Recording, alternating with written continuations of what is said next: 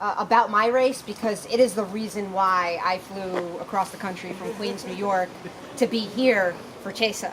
I am a career public defender. I had never run for office. I decided to, well, actually, a few of my girlfriends decided that I was going to run for attorney. And everything powerful happens with a few women sitting at a table. That's the truth. But when I announced in my race in January, our primary was in September, and about a week after that, New York passed legislation, much needed, long needed legislation, but it took effect immediately that pushed our primary up from September to June. And the climate in which I was running was this. We have really, really powerful entrenched machine, politics in New York City, especially Queens and the Bronx. And, a year before, the political machine had picked their candidate behind closed doors. Had made sure that she had a war chest of about $1 million to get started.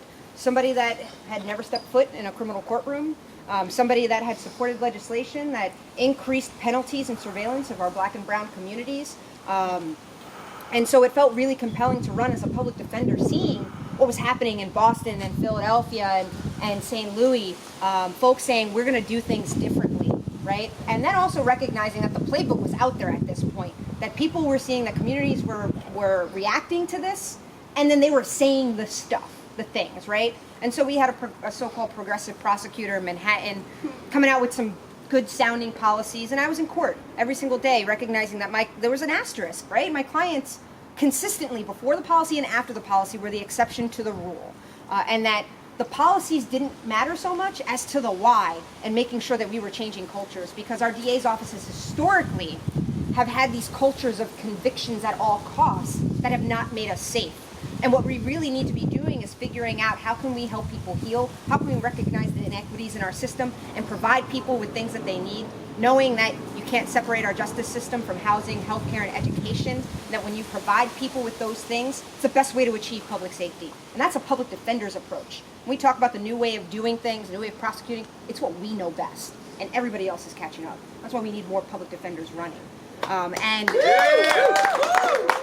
And the reason why I am so excited, and let me tell you what, like starting with nothing, with no money, by the first filing we had less than $1,000 in the bank, and no fancy consultants, and in a short 7.5 months later, in a borough of 2.5 million people, we came within 50 votes, which ended up being a margin of 0.06 of 1%.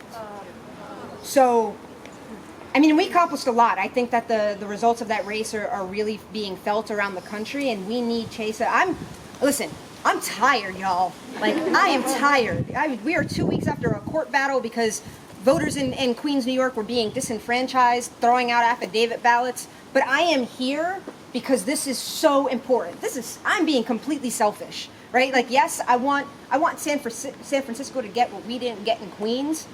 But more importantly, we need more people nationally in this fight. We need to be building a powerful coalition of not just progressive, but carceral prosecutors. And San Francisco can play a huge, huge part in that. And I just want to say that my candidacy, everybody said it was not viable by all of the traditional measures.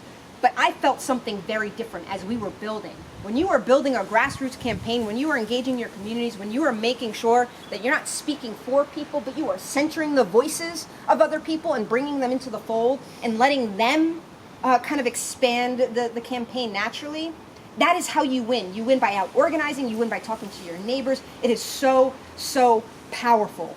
And literally, the people in this space are going to be the difference makers. You decide whether you push this vision over the finish line or not. It is so urgent. It was urgent enough, again, for me to come across the country to tell you all this. And so I am super, super proud to introduce Chesa to you all, and I hope he earns your support. Woo!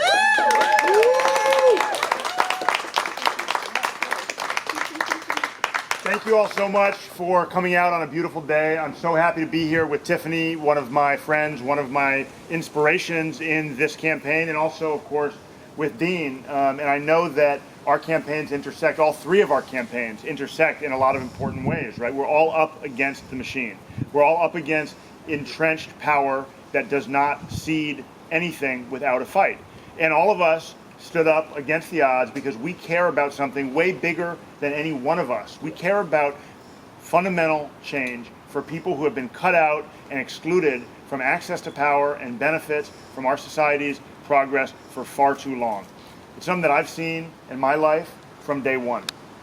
My parents were arrested when I was 14 months old. That day, they left me at the babysitter. They went off and they participated as drivers in an armed robbery that left 3 men dead. They never came back to pick me up that day. Instead, my earliest memories are visiting them behind bars, going through steel gates, getting searched by correctional officers just to give my parents a hug. Those are my earliest memories. And you know what? My experience is not unique. The majority of Americans have an immediate family member who is either currently or formerly incarcerated. It's become a defining feature of modern American culture. Having a loved one incarcerated, whether it's for a day, a week, a year, or a lifetime, is something that's become normal in this country, and it's got to change. It's got to change not just because it isn't keeping us safe with recidivism rates above 2/3, not just because it's bankrupting our governments. 10% of California's state budget goes to the Department of Corrections. It's got to change not just because it isn't keeping us safe. People still don't feel safe walking down the streets, but also because it's bastardizing our conception of what public safety means. We no longer think about public safety in ways that actually matter. It's about protecting private property, not human life. It's not about empowering victims or giving them a voice, which it should be. It's about punishing people for as long and harshly as possible.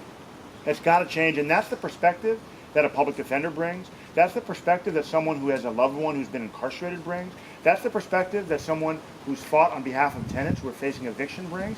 I want to talk about the intersection between Dean's campaign and my campaign for a moment, because when I talk about public safety, I know that we can never be safe when landlords are allowed to fraudulently evict people and put them on the streets. That undermines public safety. That makes it more likely that people will get arrested, more likely that people will get victimized by a crime, more likely that all of us will live in fear. And you know what? In San Francisco, more than 70% of the people on the streets were formerly housed in San Francisco. Nobody in the district attorney's office is talking about prosecuting landlords when they evict people fraudulently. That's got to change, and it will on day one when I take office. Woo! There's really two sides to what it means to be a progressive prosecutor. And as Tiffany says, saying progressive is easy. In San Francisco, everybody who runs for office calls themselves progressive, right? But what does that mean? And where were they on the issues that Tiffany and I and other public defenders have been fighting for years? Let's take an example, money bail. I spent the last 5 years litigating in courts all the way up to the California Supreme Court and in federal court to end the discriminatory practice of putting a price tag on freedom. And I've done that for a couple of reasons. As a public defender, I saw every day judges or prosecutors offer people charged with a crime, even low-level crimes, a chance to go home if they waived their constitutional rights and pled guilty, whether they did it or not. But if those people maintained their innocence and wanted to go to trial, because they were poor, they had to wait in jail for months to have their day in court. It undermines the integrity of the criminal justice system. It undermines the trust we have in convictions, and it discriminates against people based on wealth. So I spent the last 5 years fighting against it. Now, in this race, all the candidates say money bail's bad. But guess what every single one of the other candidates did throughout their career? They used money bail to coerce guilty pleas from poor people. Well, wealthy people in the same situation bought their way out, no matter how dangerous they were. It is easy to say the right things and call yourself a progressive. The challenge is to find someone with a track record of actually representing the people, of actually fighting on behalf of society's most marginalized, most vulnerable, most excluded. That's what Tiffany's done with her career, that's what Dean has done, and that's what I have done and will continue to do as district attorney. But it is so rare to have someone with that experience, with that commitment, with that base of support in the office of district attorney. And that's why the establishment is scared. They're scared because the corporate kickbacks, the political corruption, the real estate industry are all going to face consequences for crimes that make us less safe. We're not simply going to focus on locking up black and brown people as part of a failed war on drugs. We're not going to use money bail to discriminate against people based on poverty, went on district attorney. And you know what else? We're going to start enforcing laws like our sanctuary city policy and helping immigrants get visas when law enforcement violates their rights.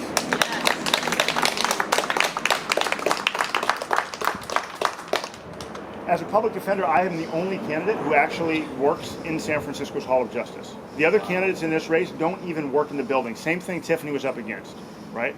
And I work there every day, not to send more people to prison and contribute to mass incarceration, but to find better outcomes for people accused of committing crimes and the communities impacted by it. I know that we are safer when we focus on the root causes of crime and prevent crime from occurring in the first place. 75% of the people that are taken to San Francisco jail are drug addicted, mentally ill, or both. And yet, when we have people on the streets who are mentally ill, there is nobody to call besides the police, and the police won't do anything to help them. They won't do anything at all until and unless they commit a crime. That's why the county jail is the #1 provider of mental health care services in this city. It's a disgrace.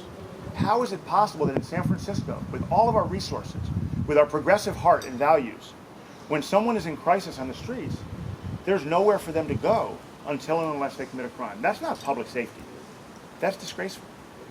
And we can change it. We can change it in partnership with people like Dean when he's elected. We can change it in partnership with people who I'm proud to say I'm already working with on mental health care policy, like Hillary Ronan with her mental health care for all policy. We can change it in partnership with the City College Teachers Union, who I'm proud to say have endorsed me because they know, as all of us here know, we are safer when we invest in education rather than incarceration.